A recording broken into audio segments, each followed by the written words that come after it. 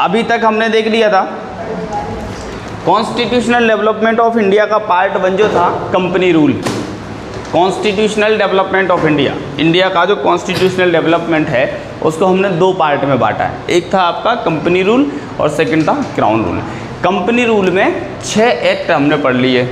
जो company rule चल रहा था, कंपनी रूल के टाइम पे ब्रिटिश गवर्नमेंट ने कितने एक्ट पारित करे और वो एक्ट किस लिए पास करें, वो सारी चीज़ें हमने 1 बाय 1 डिस्कस कर ली थी। पूरे 6 रूल थे। रेगुलेटिंग एक्ट था 1773 में आता है। कंपनी को अंडर कवर करने के लिए ब्रिटिश गवर्नमेंट चाहती थी इस कंपनी के ऊपर धीरे धीरे धीरे धीरे हम अपना शासन कर लें, नहीं तो ये कंपनी हम पे अपना शासन जमा देगी। ठीक है ना।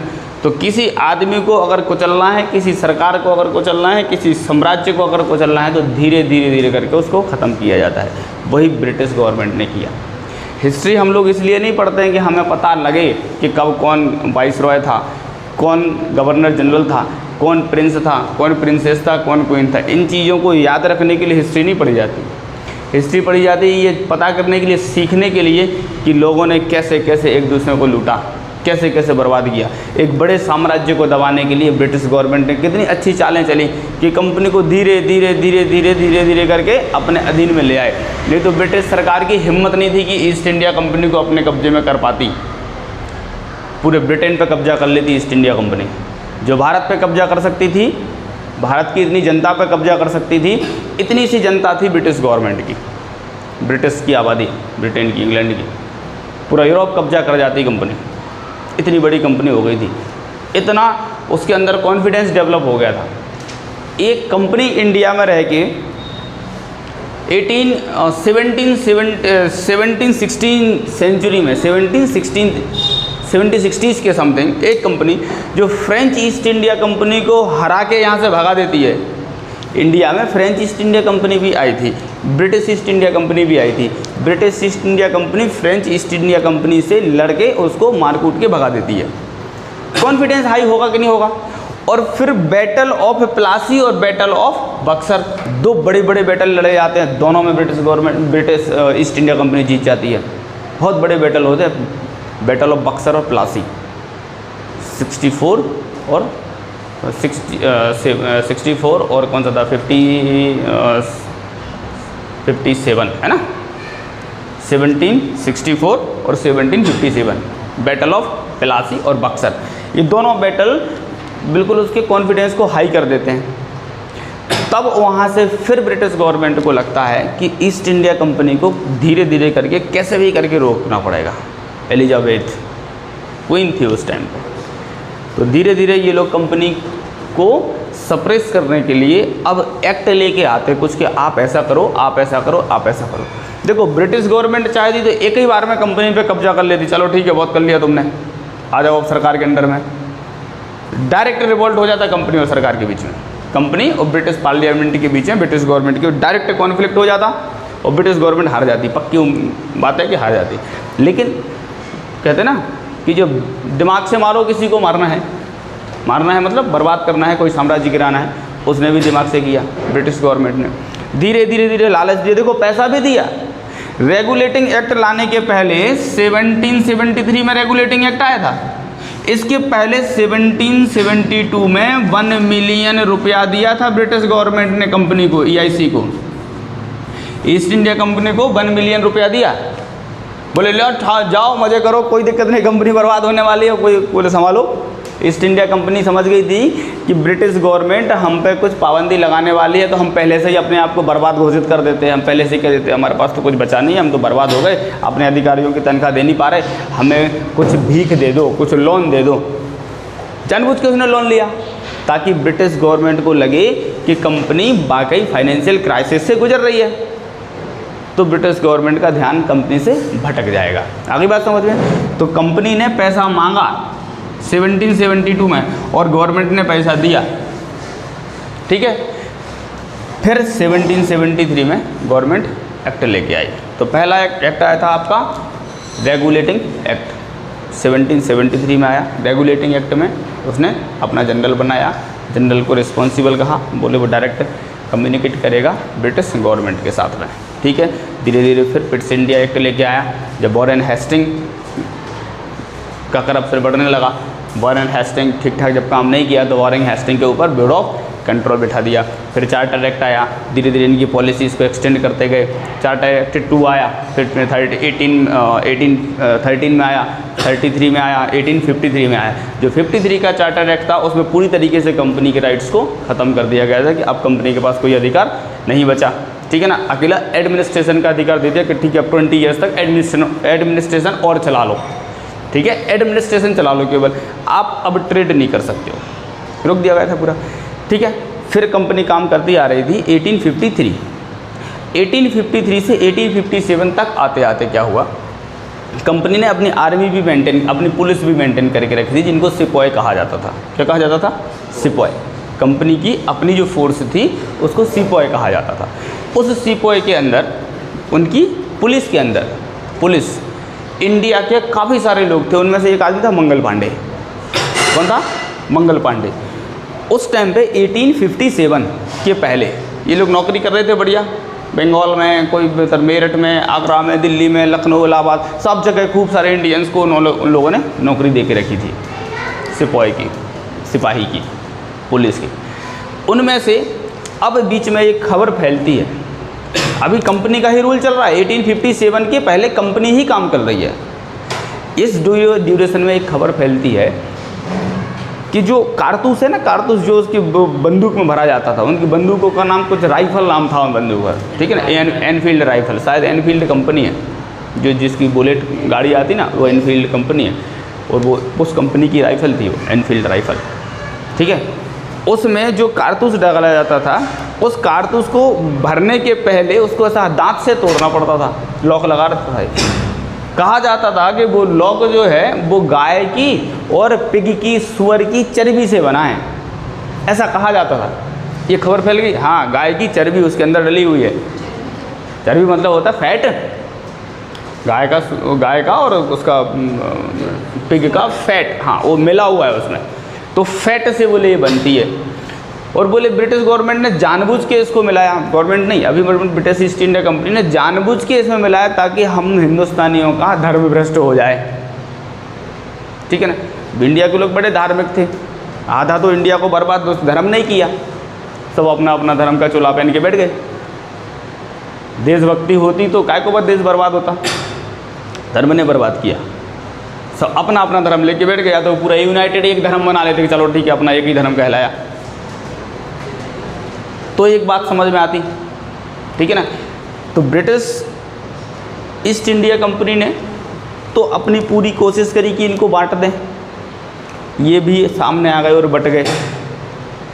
तो क्या हुआ, उस एक खबर की वजह से ऐसा अविश्वास लोगों में फैल गया, मतलब जो इंडियन सिपाही थे वो ये समझ गए थे कि अब हमें इनके अगेंस्ट में काम नहीं करना, इनके सपोर्ट में काम नहीं करना, हम विद्रोह करने की कोशिश करेंगे, ठीक है, बातें होती हैं। तो यहाँ 1857 के पहले एक रिवोल्ट होता है जिसको रिवोल्ट ऑफ 1857, तो 1857 रिवॉल्यूशन नाम से जाना जाता है। इसके कई रीजन थे कि क्यों ये हुआ।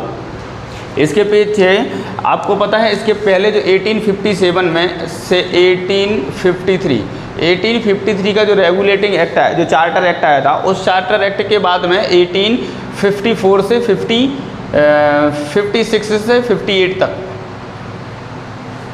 54 से 64 तक या 66 तक, जो लॉर्ड डलहौजी था ना, डलहौजी, इसी रेगुलेटिंग एक्ट में, चार्टर एक्ट में लॉर्ड डलहौजी को बनाया गया था governor general of India, Lord Dalhousie, ठीक है। इस ड्यूरेशन में क्या था, 1853 के टाइम पे लॉर्ड डलहौजी, ये डलहौजी ऐसी नीतियां लेके आया था, ऐसी पॉलिसीज इंप्लीमेंट करी थी इसने इंडिया के अंदर। ये गवर्नर जनरल ऑफ इंडिया था, ठीक है ना। हम लोगों ने जब चार्टर एक्ट 1853 पढ़ा था, उस 53 के अंदर लॉर्ड डलहौजी था गवर्नर जनरल। डलहौजी ने ऐसी नीतियां इंप्लीमेंट करी थी जो भारतीय समाज को पूरी तरीके से आधा बर्बाद करने जा रही थी। वो एक गुस्सा था। उसी के अंदर एक पॉलिसी आती है, पॉलिसी डॉक्ट्रिन ऑफ लैप्स, आपने पिछले साल भी पढ़ा होगा। डॉक्ट्रिन ऑफ लैप्स एक पॉलिसी थी, लॉर्ड डलहौजी लेके आया था, doctrine of lapse. Doctrine of lapse में कहा गया था कि अगर कोई ऐसा एम्पायर, कोई ऐसा किंगडम जिसमें उसका अगर उत्तराधिकारी नहीं है,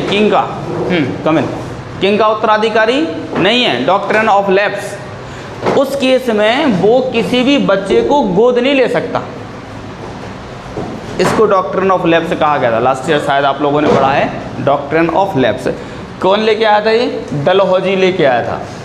तो ये डॉक्ट्रिन ऑफ लैप्स के चक्कर में देखो झांसी, सतारा, जयपुर, नागपुर, ये 1-2 रियासतें और थी, ये 4 रियासतें बर्बाद हो गई थी लॉर्ड डलहौजी की वजह से। पता है कैसे बर्बाद हो गई थी? इनका कोई उत्तराधिकारी नहीं था, कोई हायर नहीं था। झांसी की रानी का अपना कोई बेटा नहीं था, राजा ख़त्म हो गए थे। झांसी की रानी लक्ष्मीबाई का अपना कोई बेटा नहीं था, राजा ख़त्म हो गए थे। तो इन्होंने गोद लेते थे ना, किसी से बच्चे गोद लिए जाते थे ना कि चलो हमारे घर में कोई बच्चा नहीं तो हम किसी बच्चे को गोद ले लें, बाद में वो बड़ा होकर उत्तराधिकारी बन जाएगा हमारे साम्राज्य का। तो डलहौजी एक पॉलिसी लेके आया था। कौन सी पॉलिसी? Doctrine of lapse. जब Dalhousie governor general of India था तो डॉक्ट्रिन ऑफ लैप्स में कहा गया था कि ऐसा कोई एम्पायर या ऐसा कोई किंगडम, एम्पायर तो बचे नहीं थे, किंगडम बचे थे। एम्पायर देखो होता बहुत बड़ा, किंगडम होता है छोटा सा। तो कोई भी किंगडम जिसके पास अपना खुद का उत्तराधिकारी नहीं है, जैसे किसी राजा रानी के जैसे बच्चे नहीं हैं, या कोई राजा ख़त्म हो गया रानी बची बच्चे नहीं हैं, तो जिस किंगडम में अपना खुद का उत्तराधिकारी नहीं है, हायर नहीं है, तो वो किसी बच्चे को गोद नहीं ले सकता। ऐसी पॉलिसी ये लेके आया था। अब उसको मालूम था कि गोद नहीं ले सकता तो साम्राज्य अपने आप खत्म हो जाएगा। उसको पता था कि अगर कोई गोद नहीं लेगा तो जो किंगडम है वो अपने आप खत्म हो जाएगा। कब तक शासन करेगा राजा रानी? 20 साल, 25 साल, 50 साल। जब उनकी डेथ होगी तो फिर तो कोई उत्तराधिकारी बचना नहीं है। ऐसी पॉलिसी लेके आया था कौन? डॉक्ट्रिन ऑफ लैप्स की पॉलिसी, लॉर्ड डलहौजी। और इस वजह से 1848 में, कब? 1848 में सतारा को कब्जा कर लिया उसने। 1849 में जयपुर को कब्जा कर लिया, जयपुर और झांसी। 1854 में नागपुर। ये चार छोटे छोटे किंगडम लॉर्ड डलहौजी ने अपने ब्रिटिश ईस्ट इंडिया कंपनी के अंदर मिला लिए। बोले आपका कोई पर्सनल उत्तराधिकारी नहीं है, आपका कोई बेटा नहीं है, तो ये आप इनको हमारे हवाले कर दो। मतलब अपनी पॉलिसी के अंदर डाल दिया। झांसी के पास कोई उत्तराधिकारी नहीं है, Jhansi has no heir and it will under the East India Company. अपने पॉलिसी के अंदर डाल दिया उसने। धीरे धीरे करके अब वो अधिकार दिखाने लगे। और यहाँ फिर तो ये बहुत बड़ा रीजन होता है। 1857 का जो रिवॉल्यूशन होता ना, उसमें ये बहुत बड़ा इम्पोर्टेंट रोल प्ले करता। 4 छोटे छोटे से किंगडम ये नाराज, क्यों? इनका तो पूरा साम्राज्य जाने वाला था, पूरा किंगडम बर्बाद होने वाला था। ये लोग परेशान। और वहाँ से मंगल पांडे ने रिवोल्ट छेड़ दिया था। मंगल पांडे ने अपने एक अधिकारी को गोली मार दी थी, उसकी डेथ हो गई थी। तो वहाँ से सब लोगों ने विद्रोह कर दिया था। बोलो। CROWN, क्राउन ही तो लिखा है। अच्छा ये क्रो लिख दिया, क्राउन। अच्छा क्रो रूल स्टार्ट हो गया, वेरी गुड। कब का रूल करेगा? ठीक है चलो। 1857। अब देखते हैं कि 1857 का रिवॉल्यूशन हुआ। रिवॉल्यूशन हुआ तो उसके रिजल्ट क्या रहे? रिवॉल्यूशन 1857 हम अलग से पढ़ेंगे, पूरा एक टॉपिक, बहुत बड़ा टॉपिक है रिवॉल्यूशन ऑफ 1857, बहुत बड़ा टॉपिक है। हमें बस 2-3 पॉइंट ये देखना कि रिवॉल्यूशन तो हो गया, ठीक है, अब उसका रिजल्ट क्या निकला। तो रिवॉल्यूशन का रिजल्ट ये निकला कि कंपनी रूल को पूरी तरीके से अबॉलिश कर दिया गया, ख़त्म।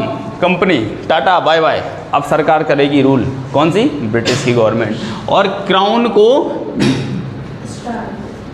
रूल स्टार्ट कर दिया गया। मतलब ब्रिटेन की जो एम्परर थी वो एम्प्रेस थी। देखो मेल एम्परर को एम्परर कहा जाता है, अगर कोई महिला शासन करती है उसको एम्प्रेस कहा जाता है, ठीक है ना। तो बाहर और कौन? क्राउन रूल स्टार्ट हो गया था। कौन थी? Victoria, queen Victoria. तो विक्टोरिया का शासन यहाँ से शुरू हो गया। क्वीन विक्टोरिया ने कहा ठीक है कंपनी को ख़त्म करो, पूरे के पूरे अधिकार अब सरकार के हाथ में आ जाने दो।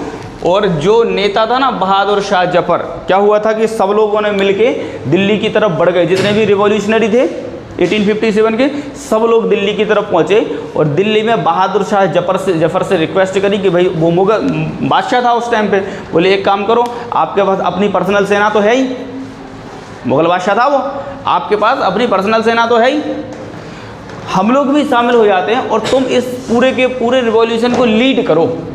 बहादुर शाह जफर को सब लोगों ने रिक्वेस्ट करी कि आप इसको लीड करो, लीडर बनो आप। लीडर उसी को बनाया जाता है जो थोड़ा सा पावर में होता है पहले से, जिसमें अकल होती है, समझदारी होती है। तो बहादुर शाह जफर को लीडर बनाया गया था।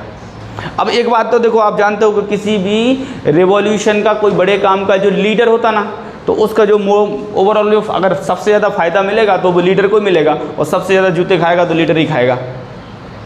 ये बात तो आप जानते हो। सबसे बड़ा रिस्क किसके साथ होता है? जो आगे होता है। सबसे ज़्यादा अगर मार खाएगा लीडर खाएगा, और सबसे ज़्यादा अगर फायदा मिलेगा जीतने के बाद तो लीडर को मिलेगा। ये बात तो आप जानते हो। बेचारे के साथ ऐसी हालत करी, इसके परिवार के एक एक लोगों को मारा इसने। ब्रिटिश ईस्ट इंडिया कंपनी के लोगों ने बहादुर शाह जफर के बच्चे से लेके बड़े तक को, बहादुर शाह जफर को खुद को छोड़ के परिवार के एक एक आदमी को मारा, सबको मार दिया अंग्रेजों ने। बहादुर शाह जफर उसको हाथ पाँव बांध के रंगून छोड़े आए, यहाँ दिखा के ले गए कि रंगून छोड़ के आ रहे, और पता नहीं उधर भी कहीं नाले में समुद्र में फेंके आए कि वाकई में रियल में जिंदा छोड़ के आए। समझ रहे कौन? बहादुर शाह जफर सम्राट था दिल्ली का, एम्परर था, बादशाह था। कौन? बहादुर शाह जफर। गवर्नमेंट नहीं, ईस्ट इंडिया कंपनी। अभी गवर्नमेंट आई कहाँ है? अभी नहीं आई गवर्नमेंट। अभी तो ईस्ट इंडिया कंपनी का शासन चल रहा है। ईस्ट इंडिया कंपनी के अधिकारी, उनके लोग, उनकी पुलिस, ईस्ट इंडिया कंपनी की, उन लोगों ने ये किया। खत्म हुआ रिवोल्ट शांत। तो रिवोल्ट शांत जब हो गया 1857 का, तो क्या रिजल्ट निकले? बोले कंपनी रूल खत्म हो गया, क्राउन रूल लागू हो गया, बहादुर शाह जफर को गायब कर दिया। ठीक, अब आता है क्राउन का रूल। ठीक है ना? तो अब हम पढ़ेंगे क्राउन रूल। क्राउन रूल चलता है 1857 से 1947 तक, इंडिया की आज़ादी तक। 1947 तक इंडिया इंडिपेंडेंस एक्ट पारित होता है फिर ब्रिटिश की पार्लियामेंट से, और इंडियन इंडिपेंडेंट एक्ट के बाद में क्राउन रूल पूरी तरीके से ख़त्म हो जाता है। ब्रिटिश का अपना अधिकार ख़त्म करके वो सब लोग अपने अपने जाने लगते हैं। ठीक है ना? चले जाते हैं। तो इस ड्यूरेशन में 1857 से लेके और 1947 तक क्या क्या होता है? काफ़ी सारे मूवमेंट होते हैं, काफ़ी सारे आंदोलन होते हैं, बहुत मास केयर होता है। ठीक है, बहुत कुछ होता है। एक एक करके थोड़े थोड़े एक्ट हम लोग पढ़ेंगे। इसमें पूरा डिटेल तो हमको पढ़ना नहीं है, उतना पढ़ना जितना टॉपिक के अंदर। पूरा डिटेल पढ़ेंगे तो बढ़ोतरी आ जाएगी, लेकिन अभी एक्ट खत्म नहीं होंगे। इतने एक्ट हैं, इतना डिटेल है उसके अंदर। ठीक है, तो पहला होता है गवर्नमेंट ऑफ इंडिया एक्ट 1858।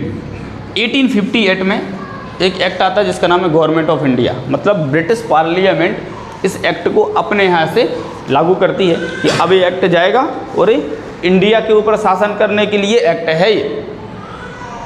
अगली बात समझ में, इंडिया के ऊपर हम लोग जो रूल करेंगे ना, उसका है कि गवर्नमेंट ऑफ इंडिया 1858। इसको प्रोक्लेमेशन लेटर भी कहा गया इंडिया के लिए, कि ये प्रोक्लेमेशन लेटर है इंडिया के लिए कि अब इंडिया पर ब्रिटिश गवर्नमेंट का शासन होगा और आपकी जो एम्प्रेस होगी वो क्वीन विक्टोरिया होगी। ऐसा पूरा का पूरा प्रोक्लेमेशन लेटर इलाहाबाद के मिंटो पार्क में खड़े होके, जो लॉर्ड कैनिंग है ना, यहाँ का लॉर्ड कैनिंग, ये अभी गवर्नर जनरल बनने वाला है, वाइसरॉय बनने वाला है। लॉर्ड कैनिंग पूरे ग्राउंड में पूरी पब्लिक को, भीड़ को इकट्ठा करके ओपनली, जैसा ओपन फायर होता ना, उधर हुआ था जलियांवाला बाग में। आगे पढ़ेंगे हम लोग, जलियांवाला कांड होता है एक ओपन फायर, सीधा गोली चला दो सबको। तो ऐसे ही ओपनली बिल्कुल सबके सामने पूरी पब्लिक को इकट्ठा करके लाउड स्पीकर पे उस प्रोक्लेमेशन लेटर को पढ़ा गया कि देखो आज से आपका कंपनी रूल खत्म होता है, ब्रिटिश गवर्नमेंट शासन करेगी, ब्रिटिश गवर्नमेंट के अधीन अब आपको काम करना है। और जो जो अधिकारी वर्ग में आते हैं वो ऐसे ऐसे अपनी सम्राज्ञी किसको मानेंगे? कि क्वीन विक्टोरिया को मानेंगे, और उसके लिए सब लोग लॉयल रहेंगे। जो उनका जो वर्डिंग्स होती है, जो बर्बजेज होती हैं, पूरी बर्बजेज के साथ में लॉर्ड कैनिंग ने उस प्रोक्लेमेशन लेटर को मिंटो पार्क इलाहाबाद में पढ़ दिया, बता दिया मतलब जनता को कि अब कंपनी रूल नहीं है यहाँ, अब ब्रिटिश रूल है। तो यहाँ से आपके काफ़ी सारे क्वेश्चन बनेंगे कि मिंटो पार्क कहाँ है, इलाहाबाद में। प्रोक्लेमेशन रीड कहाँ किया गया था, बोले मिंटो पार्क में। कहाँ है, इलाहाबाद में। किसने किया था, लॉर्ड कैनिंग ने। लॉर्ड कैनिंग कौन था, फर्स्ट वाइस रॉय, ये गवर्नर जनरल से अब वाइस रॉय बनने वाला है, first viceroy of India. Government of India act, government of India act 1858, इसको proclamation letter of British government भी कहा गया। क्लियर है इतनी बातें। चलिए, तो इसमें क्या कहा गया, अब इस एक्ट में देखो प्रोक्लेमेशन लेटर जो निकला, इस लेटर की कंडीशंस क्या क्या रही। तो first, queen Victoria declared empress. Queen Victoria अब भारत की एम्प्रेस बन गई थी, सम्राज्ञी बन गई थी। जो कंपनी के बोर्ड ऑफ डायरेक्टर और बोर्ड ऑफ कंट्रोल था ना, 24 लोगों का बोर्ड ऑफ डायरेक्टर था। 24 लोगों में से हमने देखा था 1853 में से 6 को गायब कर दिया था, 18 बचे थे। 1853 में 6 बोर्ड मेंबर्स को हटा दिया था, बोर्ड मेंबर्स को गायब कर दिया था। कितने बचे थे, 18। तो 18 बोर्ड मेंबर थे, बोर्ड ऑफ डायरेक्टर, और 6 थे आपके बोर्ड ऑफ कंट्रोल। तो इन सब लोगों को पूरी तरीके से ख़त्म कर दिया, मतलब उनकी पोजीशन को ख़त्म कर दिया, ठीक है अब तुम किनारे हो जाओ, टर्मिनेट कर दिया। क्या कर दिया, टर्मिनेट कर दिया। और एक सीट उसमें से इमर्ज करके आई जिसको सेक्रेटरी ऑफ स्टेट कहा। क्या कहा, सचिव, सेक्रेटरी ऑफ स्टेट, पूरे स्टेट का एक सेक्रेटरी, सचिव, सेक्रेटरी ऑफ स्टेट। उस सेक्रेटरी को एडवाइज करने के लिए, अब देखो एक आदमी को इतना बुद्धिजीवी नहीं होता देश चला ले, उसके पीछे एक बहुत बड़ी टीम होती है। आज देख लो कोई नेताजी की में दम है इतनी कि देश चला ले, उत्तर प्रदेश चला ले, नेताजी के पीछे हजारों लोगों की सचिवों की टीम होती है। वो लोग दिमाग देते हैं करना क्या है, नेताजी तो माइक लेके बोल देते हैं कि ऐसा ऐसी बात है। आई बात समझ में। सैकड़ों लोगों की सचिवों की टीम होती है जो पिछले 20 साल से नौकरी कर रहे हैं, पूरी की पूरी ब्यूरोक्रेट्स जिनको कहा जाता है। वो दिमाग देते, वो दिमाग लगाते। नेताजी में इतना दिमाग नहीं कि स्टेट कैसे चलाना है, वो लगाते दिमाग की कैसे चलाना, ठीक है ना। तो ये सेक्रेटरी जो होता है ना, तो इस सेक्रेटरी को एडवाइस देने के लिए 15 लोगों की टीम इसके साथ रखी गई, advised by the council of India. Indian council में 15 लोगों की टीम को क्या कहा गया, इंडियन काउंसिल, इंडियन काउंसिल। तो यहाँ कितना चेंज हुआ प्रोक्लेमेशन लेटर से, तो प्रोक्लेमेशन लेटर से इतना चेंज हुआ कि क्वीन विक्टोरिया को इंडिया की एम्प्रेस बना दिया, कंपनी के पूरी तरीके से राइट्स खत्म कर दिए गए, बोर्ड ऑफ डायरेक्टर और बोर्ड ऑफ कंट्रोल जो था उसको पूरी तरीके से टर्मिनेट कर दिया गया। एक सेक्रेटरी नाम का नया सीट या नया पोजीशन को इमर्ज किया गया, secretary of state of India. Secretary was advised by the Indian council. Indian council has 15 members, ठीक है। इतना हमने इसके बारे में याद रखना है, ज़्यादा डिटेल याद नहीं रखना, इतना डिटेल आपको काफ़ी है। कितना याद रखोगे, गवर्नमेंट ऑफ इंडिया एक्ट 1858 में आया था, 57 में रिवॉल्ट हुआ, 1858 में आया। क्वीन को एम्प्रेस बना दिया गया विक्टोरिया को।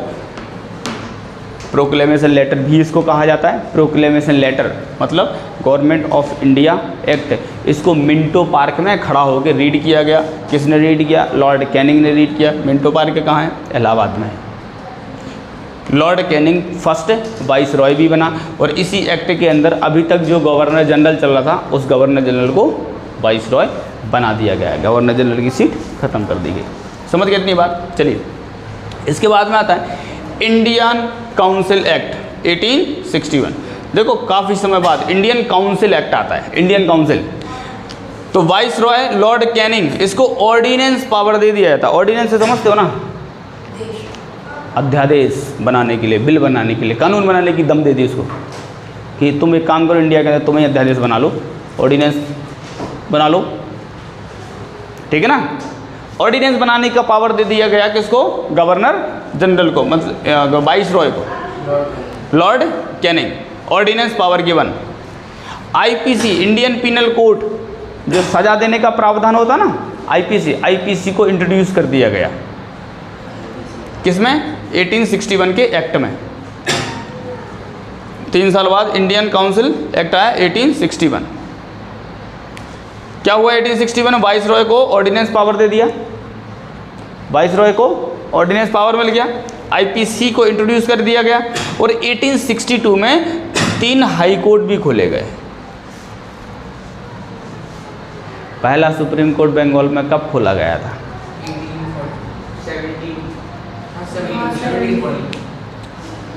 भूल गए, 2 दिन का गायब हो गया है। रेगुलेटिंग एक्ट 73 में आया था, 74 में बंगाल के अंदर फर्स्ट सुप्रीम कोर्ट खोला गया था। फर्स्ट CJI कौन था? Elijah Impey. याद रखना है ये चीज़ें, यही छोटी छोटी चीज़ें पूछनी जानी थी, एकदम खकोर खकोर के डिटेल से नहीं पूछेगा। UPSC के एग्जाम नहीं देना हमको, ठीक है?